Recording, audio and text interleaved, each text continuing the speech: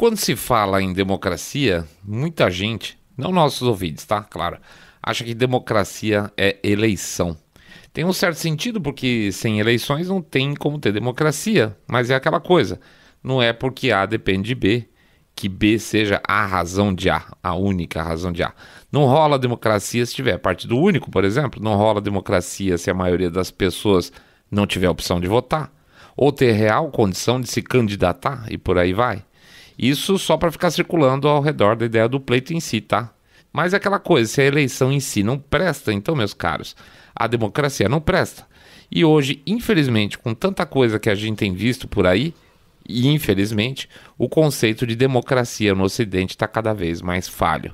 Aí você pode perguntar, existe meia democracia? Existe democracia falha? Ou meia democracia não é democracia? Eu deixo para vocês responderem isso. O que eu vou fazer daqui para frente é lembrar como se frauda uma eleição, embalado aí no final da auditagem que terminou no final da semana em apenas um dos condados do Arizona, do Maricopa County, onde fica Phoenix, tá? É um local onde o Biden ganhou por apenas 11 mil votos, mais ou menos, tá? Mas acabou dando de presente essa vitória para ele, a vitória no Arizona e, consequentemente, todos os 11 delegados do colégio eleitoral daquele estado. Daqui a pouco a gente volta.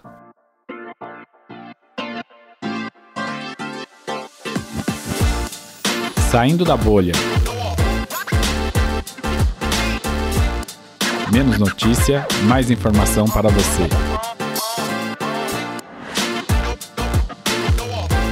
Cinco passos para fraudar uma eleição.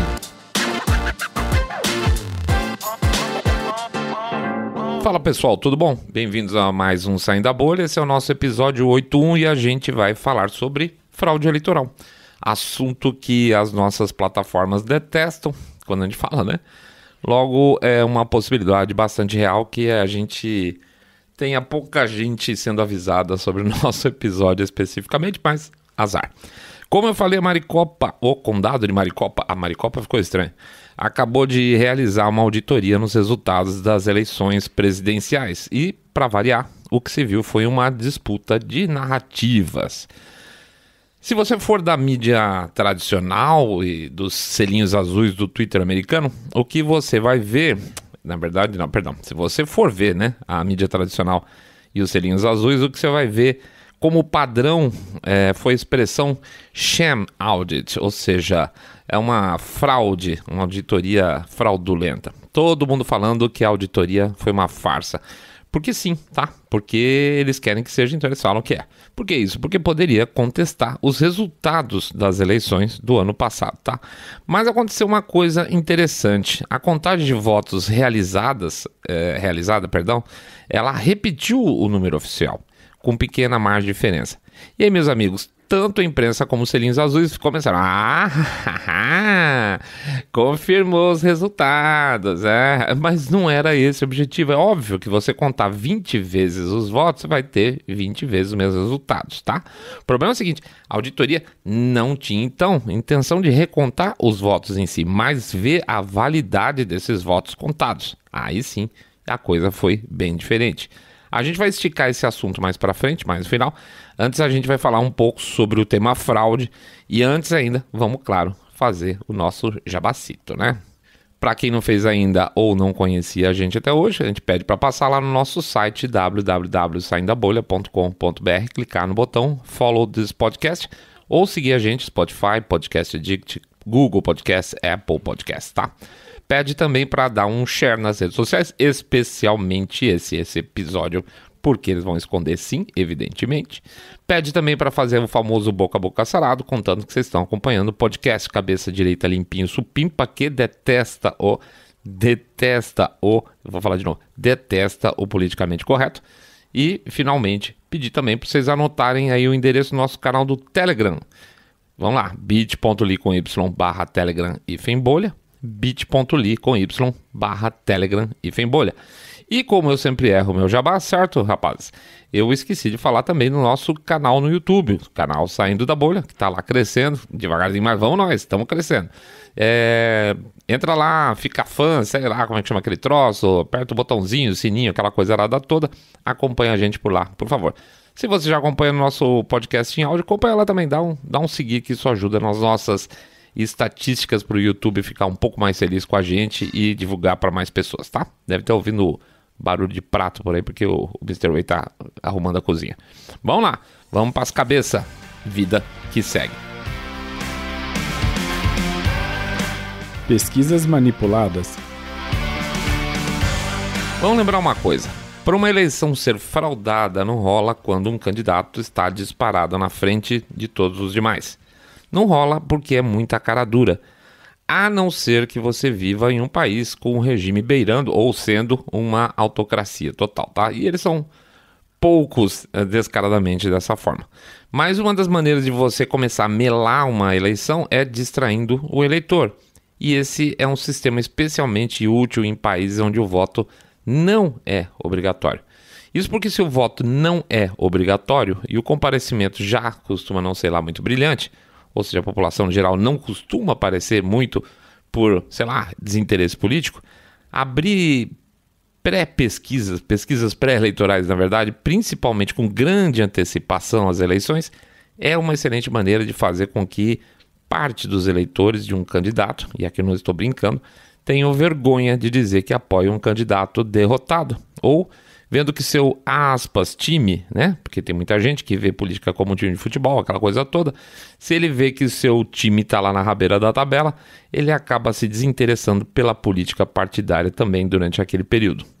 As pesquisas distorcidas próximas do pleito têm a função clara de desanimar o cara de sair de casa, no caso do voto não obrigatório. Ele vai perder mesmo, então nem vou ficar em casa vendo meu basquetinho universitário e azar, né? Portanto, em eleições especialmente apertadas, quando um conjunto de institutos de pesquisa apresentam dados, vamos ser gentis aqui, dados ruins para o eleitor, o que ele está fazendo é propositadamente ou não, tá?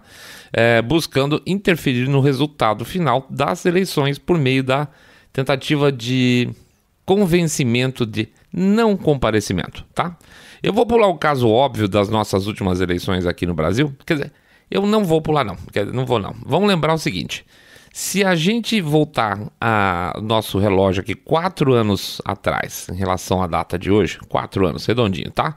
O que a gente veria seria provavelmente a Marina Silva sendo uma das líderes aí da corrida eleitoral. E não me parece estranho para vocês que, de repente, do nada, um monte de gente votaria nela, de repente falou, não, acho que eu vou votar no Bolsonaro, vou deixar de votar na Marina Silva. Opa, meu Deus do céu, Marina Silva. Vou deixar de votar na Marina Silva para votar no Bolsonaro. Não é exatamente o mesmo perfil de eleitor, certo? Pois é, então. Mas olha, sinto muito aí, pode pôr o seu chapéuzinho de alumínio. As pessoas que se colocam como mais isentas, ou seja, que acham que o seu saindo da bolha é um cara muito exagerado, discutem hoje a qualidade das pesquisas ao invés de botar o dedo na ferida direto, tá? Então assim, eles falam, será que os métodos hoje estão comprometidos? Ou quando o seu saindo da bolha está falando, não, os métodos não são comprometidos, é bandalheira mesmo. Então tem uma discussão hoje se o problema é o método. Agora, como é que o método pode estar comprometido de um instituto e o outro não? Muito estranho. Bom, gente, sem sacanagem. Quem acompanhou o Saindo da Bolha durante o processo eleitoral americano deve ter visto um episódio nosso, não vou lembrar exatamente qual que é, sem que nós fôssemos os mestres da estatística, que a gente conseguiu calcular na época um desvio mínimo de 6% nos resultados das pesquisas que eles tinham até então. E assim, gente, erramos por pouco, deu alguma coisa em torno de 7, tá? Então eu posso dizer o seguinte, que o Databolha acertou mais resultados da eleição americana que o... Não vou falar Datafolha porque eles não fazem levantamento lá, mas o Databolha foi muito bem, obrigado, tá?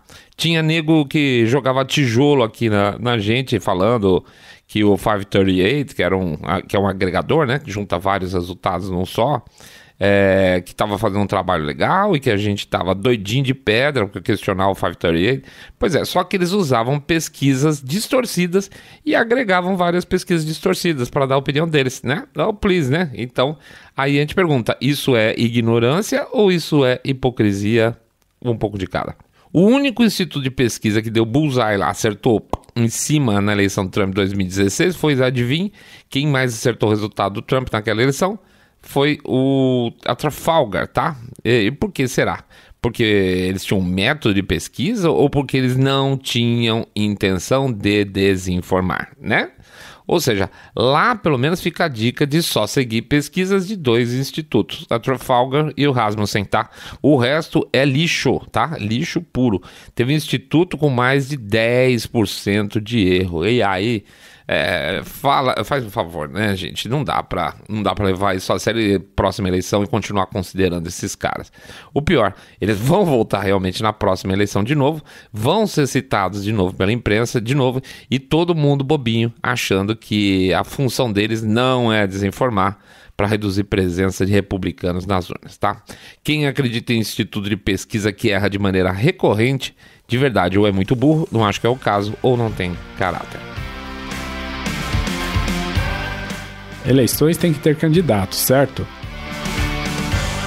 Pois bem, outro ponto que aponta para um país democrático é que quem deseja fazer parte do núcleo de tomadas de decisões políticas, ou seja, quer ser político eleito, deve ter acesso aos meios de disputar uma vaga.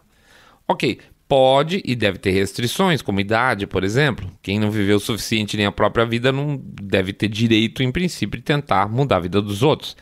Há quem diga que deveria haver outros quesitos para se candidatar. O cara teria que, pelo menos, ser capaz de poder interpretar um texto, vamos chamar assim.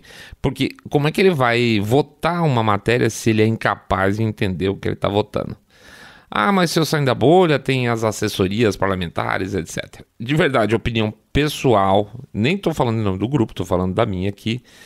Nosso grupo, a gente nunca chegou a uma conclusão muito final. Se o cara não é capaz de interpretar um texto, para mim, não pode legislar, não pode ser prefeito, porque não vai saber o que estão fazendo, no mínimo, pelas costas dele, tá? Elitismo da minha parte? Não sei, talvez. E aí vocês me contam no comentário aí por aí afora, Twitter, Facebook, onde vocês quiserem, se o seu saindo da bolha está sendo elitista hoje. Mas independente de qualquer coisa, por incrível que pareça, a gente se esquece de que o que não falta por aí, na verdade, é regime fantasiado de democracia, em que para ser candidato, ou o cara tem que ser colado no regime, ou aprovado, ou tá solto, tá? Não tá preso.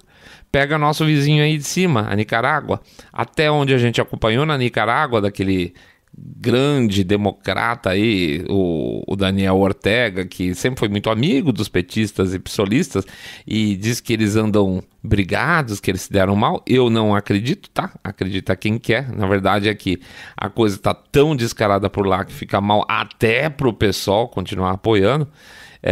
O Daniel Ortega já tinha, indiretamente, né, mandado prender simplesmente 7 candidatos de oposição. 7, tá?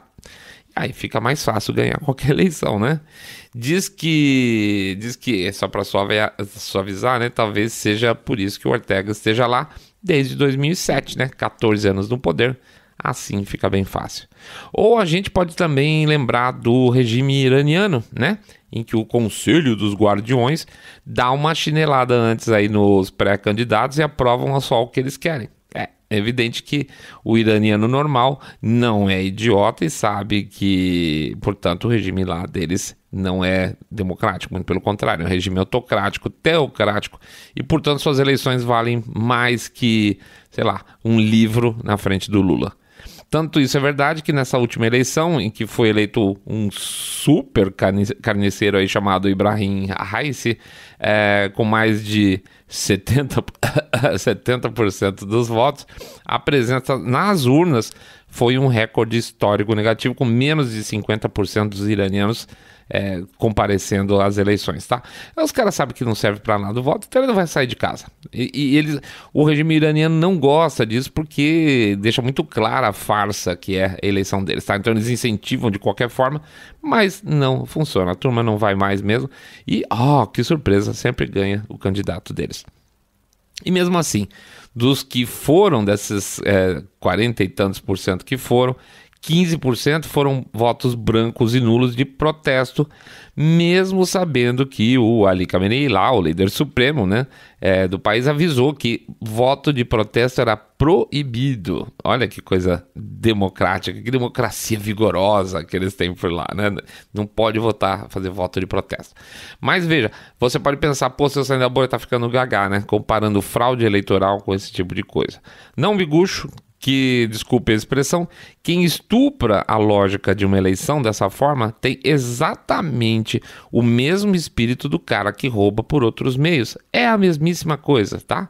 O que acontece é que em outras democracias, como as nossas democracias ocidentais, esse excesso de roubalheira, esse excesso de fraude é visto com nojinho pelas mesmas pessoas que vão tentar fraudar uma eleição. Só que das nossas, né? Por meios mais assépticos, sem provas cabais. A ideia é a mesma, tá? Só que os meios são diferentes.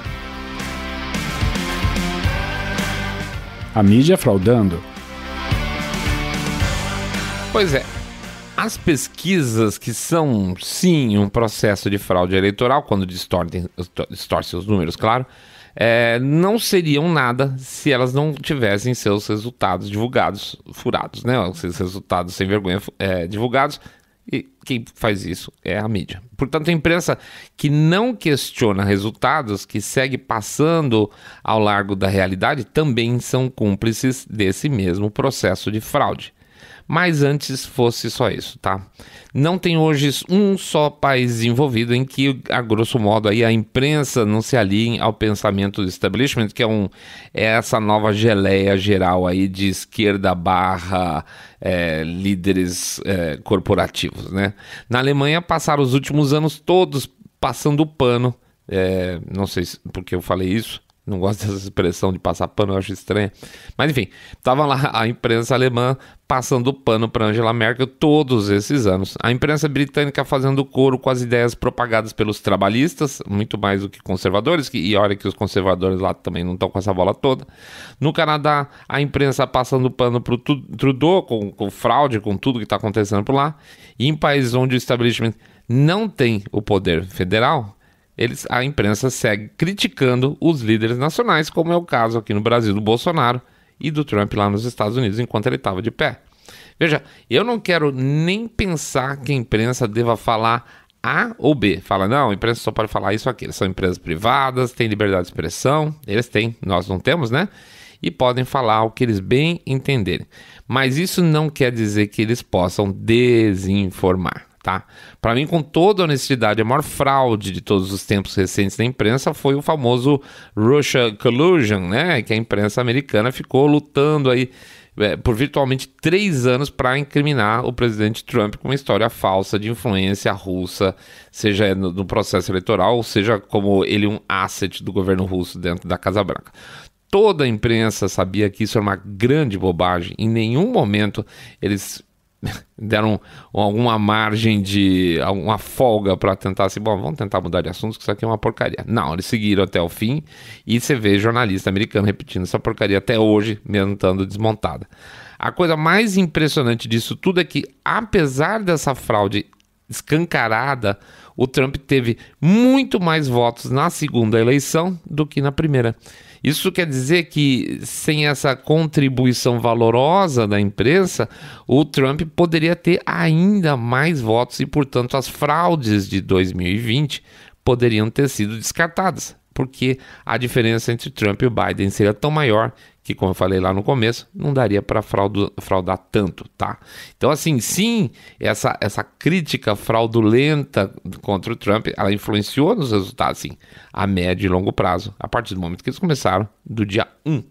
Uma suposição, sim, claro, mas é evidente que um processo de desinformação de 4 anos completos, então, tiveram um preço na sua candidatura à reeleição. do Russia Collusion a aspas, as falhas do processo de condução da pandemia de Trump, das histórias tiradas de contexto, com aquelas que a imprensa divulgou, que ele sugeriu que ele pediu para as pessoas tomarem Cândida para combater o coronavírus, que isso é uma bobagem, que isso ele nunca foi falado, foi uma expressão lá no meio de uma conversa de uma coletiva de imprensa. A história da sabotagem ao programa Warp Speed, né, onde ele teve o processo acelerado de vacinação, ou eles diziam que era mentira, que era sacanagem, que era safadeza. Anos de acusão de racismo, de machismo, de homofobia sem fundamento, um pedido de impeachment para esconder um crime da família Biden da Ucrânia jogado nas costas do Trump, o desaparecimento das notícias de que Hunter Biden tinha e-mails cabeludíssimos com os ucranianos, em que os caras literalmente falavam, olha, 10% do valor dessa transação vai para o grande homem, quer dizer, que era para o Joe Biden, tá? Isso tudo foi sumido da imprensa americana como se fosse mentira.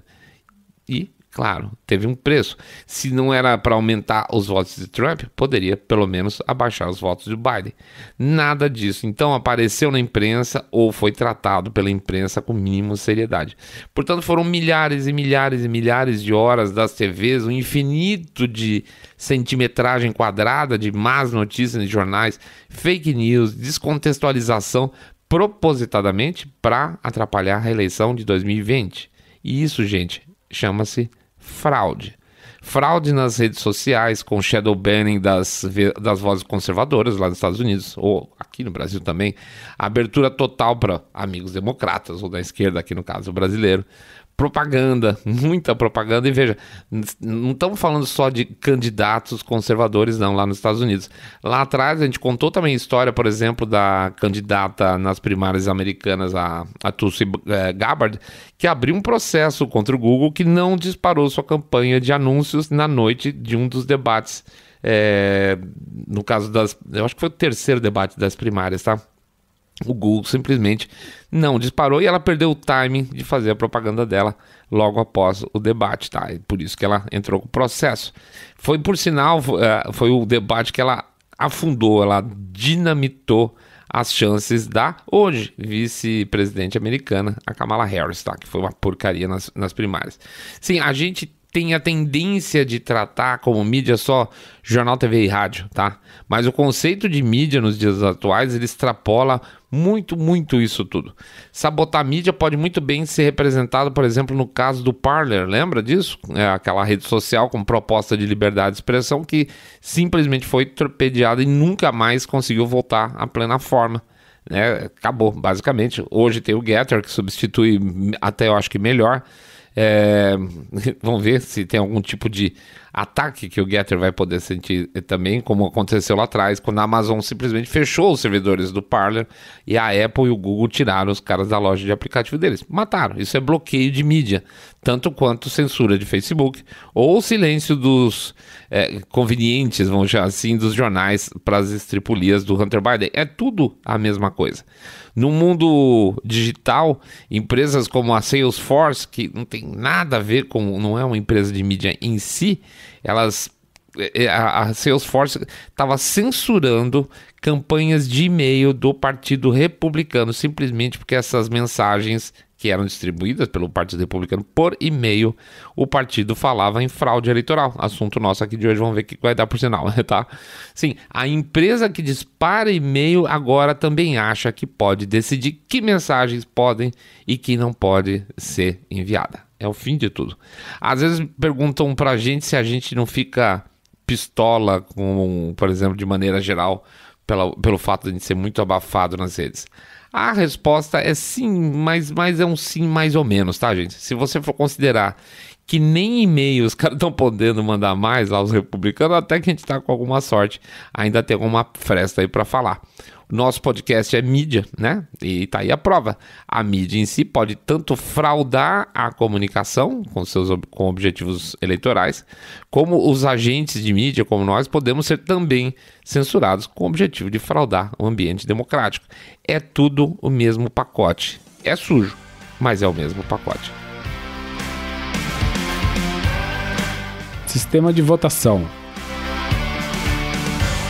Bom, vamos supor agora que passamos 4 anos com toda a sorte de trabalhos contra uma candidatura, tá? Um candidato que a gente gosta. Fraudes, né? Basicamente, que tentaram fraudar a candidatura desse cara aí por 4 anos.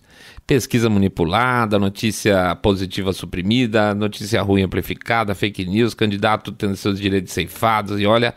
Com tudo isso, vão dizer que o nosso sujeito aí conseguiu se tornar um candidato viável, tá? Imagina o filtro que todo esse ambiente aí já não gerou, quantas boas candidaturas já ficaram para trás. Mas o nosso candidato tá lá.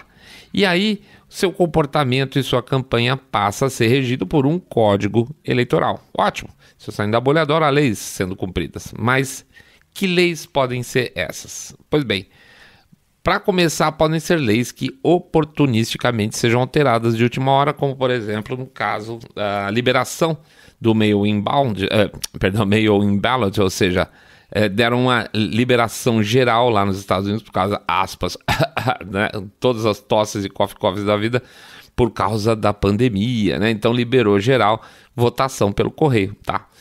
Não justificada. E principalmente não justificada nos casos onde, além de se falar em votação pelo correio, se falou de votação pelo correio sem necessidade de identificação. Pera, como assim? O cara manda o voto pelo correio e eu nem preciso saber se é ele mesmo, simplesmente porque o comitê eleitoral diz que acha que quando mandou a cédula para casa do sujeito é provável que seja ele, mesmo sabendo que as pessoas não comunicam suas mudanças quando saem de casa, mas só quando elas chegam em um novo endereço, um novo condado? Pois é isso aí.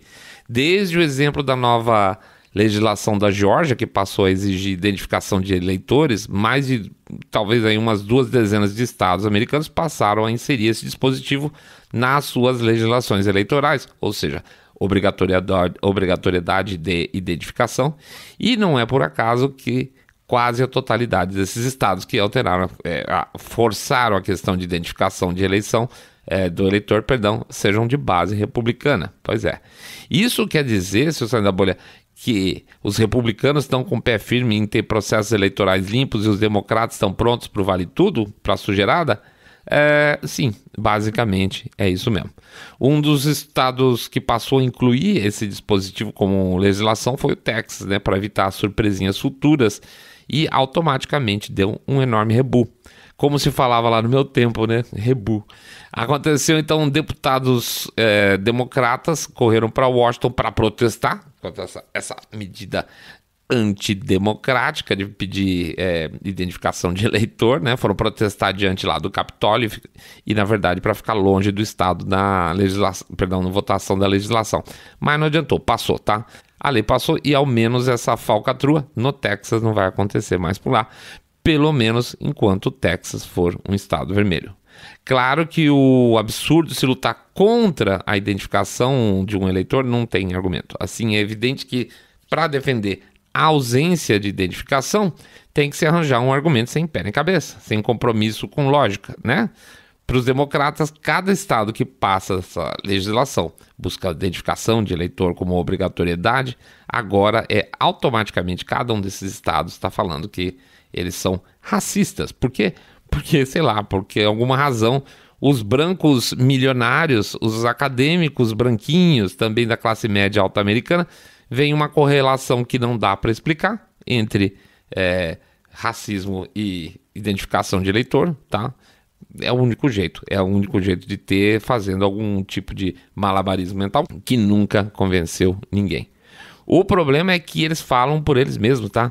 A grande maioria dos negros americanos, dos latinos dos Estados Unidos, dos muçulmanos americanos, é a favor de que o eleitor seja obrigado a se identificar para votar, porque, caso contrário, óbvio, as chances de eleições serem fraudadas são gigantescas. E vale para os republicanos, vale para os independentes e vale para democratas também. Só a elite que não está nem aí para o eleitor dela. Mas essa elite branquinha e cheirosa americana sabe que essas minorias não têm a menor ideia do que eles estão apoiando. Tá, eles são pessoas inocentes, são bobinhas. Então cabe a eles, a elite, falar em nome das minorias, propondo regras que são contra o interesse delas mesmas, que é o padrão da elite, né?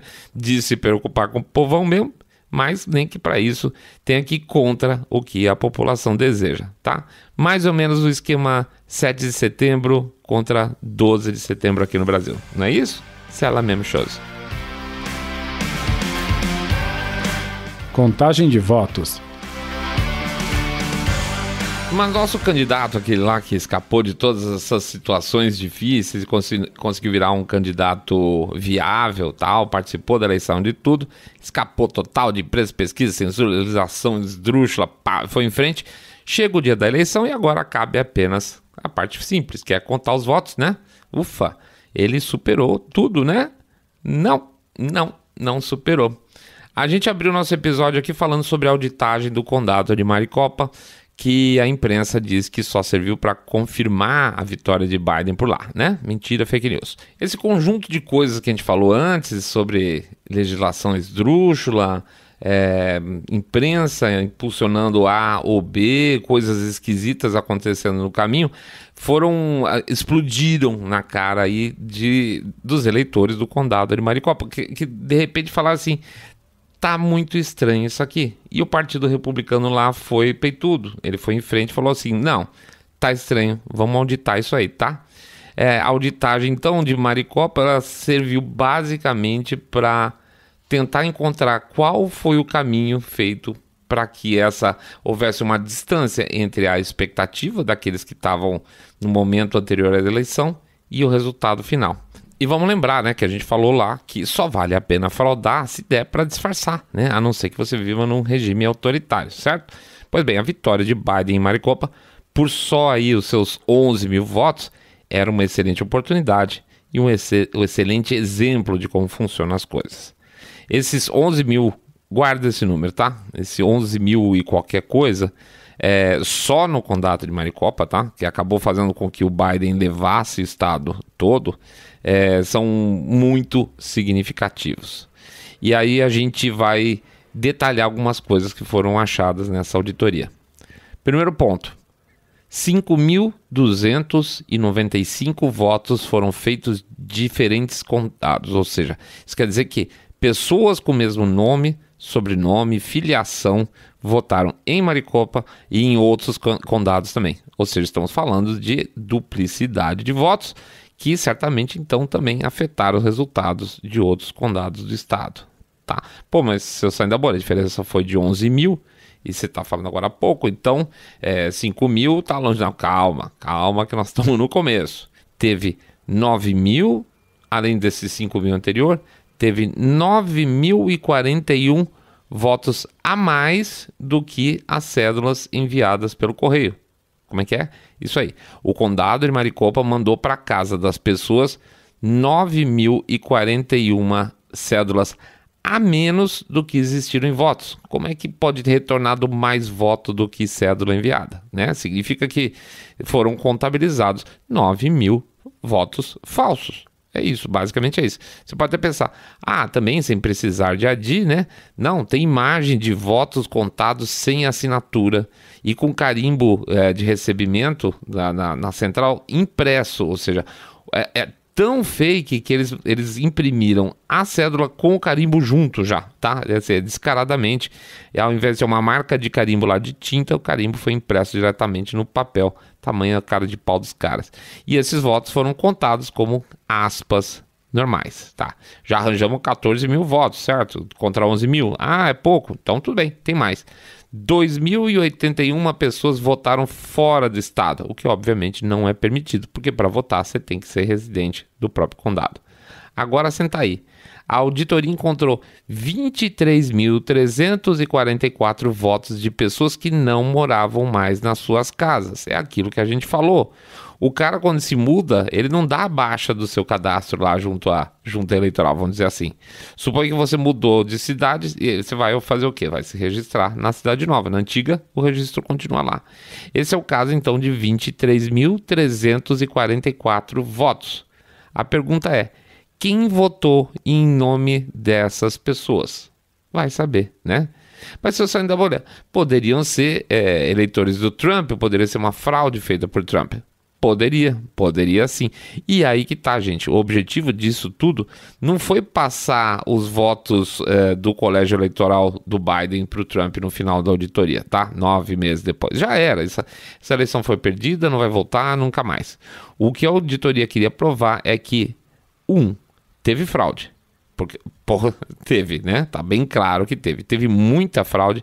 E isso que nós estamos falando é apenas em um dos condados do estado do Arizona. Tá? Imagina o resto do estado, imagina o resto do país. 2, eles queriam provar que mais segurança é necessária e com isso criar leis mais rigorosas. Tá provado, né? Não é à toa que todo mundo que não tá afim de sacanagem quer mais segurança, por exemplo, com a apresentação de identificação na hora da votação. Todo mundo quer mais segurança nas eleições. Quer dizer, a gente sabe quem não quer. Só lembrando, a Alemanha acabou de ter eleições agora, anteontem, e chuta, tudo no papel. Tudo no papel. Ah, como esses alemães são atrasados, né? Pois é. Por outro lado, a Rússia, né, esse país super democrático, foi tudo digital. Qual eleição tendo a confiar mais? Estou pensando aqui. O que está sendo proposto agora, e por outros políticos, é que outras auditorias sejam realizadas, ainda que a imprensa baba-ovo insiste em chamar essas auditorias de sham, né, de fraudes. As auditorias em si acabam sendo, nesse processo de acusação, aquela velha história, né, acuse-me do que eu sou, né? É bem tipicamente isso. Eles fraudam e quem tenta descobrir a fraude é o fraudador. E para piorar, gente, a auditoria poderia ter se aprofundado mais, muito mais, mas muitos logs e registros foram apagados num prazo anterior ao que a lei permite. Conhece essa história de log apagado? Eu conheço. E quem deveria cuidar das eleições por aí afora, certamente também conhece essas histórias, né? O truque, a farsa, a sacanagem é a mesma. Só muda no final das contas, gente, são os mosquitos. É isso aí, pessoal. A gente agradece a presença de todo mundo. Faz aquele jabacito expresso. Pede para entrar lá no site www.saindabolha.com.br, clicar no botão follow desse podcast, ou seguir a gente no Spotify, Podcast Addict, Google Podcast, Apple Podcast, e seguir também a gente, claro, no nosso canal no YouTube, Saindo da Bolha. Pede para dar um share nas redes sociais. Por favor, especificamente esse episódio, a gente não gosta de ficar implorando, mas esse a gente sabe que eles vão esconder mesmo. Pede também para fazer o tal do boca a boca sarado, né? Dizer que vocês estão acompanhando um podcast cabeça direita, limpinho, supimpa, que detesta o politicamente correto. E finalmente a gente passa ao nosso canal do Telegram. Vamos lá. bit.ly/Telegram bolha. bit.ly/Telegram bolha. É isso aí, pessoal. Bom resto de semana para todo mundo. Grande abraço, muita força, muita paz, muita saúde, porque o que a gente quer é que vocês fiquem todos muito, mais super, super bem.